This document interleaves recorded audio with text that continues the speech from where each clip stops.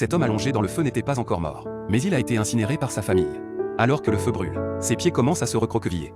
Comme pour résister à l'injustice du destin, le jeune Harvey est stupéfait par ce spectacle. Sa grand-mère regarde son fils se débattre, mais ne fait rien, car le pauvre homme est en phase terminale. Vivre n'est pas différent de mourir. Harvey vit dans le plus bas des bidonvilles. Le chef de famille et sa rusée grand-mère. Tous les membres de la famille devaient sortir et gagner de l'argent. Chaque centime gagné devait être remis à sa grand-mère. À cause des longues heures de travail, le père d'Harvey était malheureusement très malade.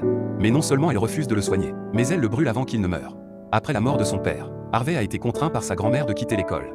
Elle lui trouve un emploi dans un salon de thé. Mais après avoir assisté à la mort tragique de son père, il décide d'échapper au pendule du destin.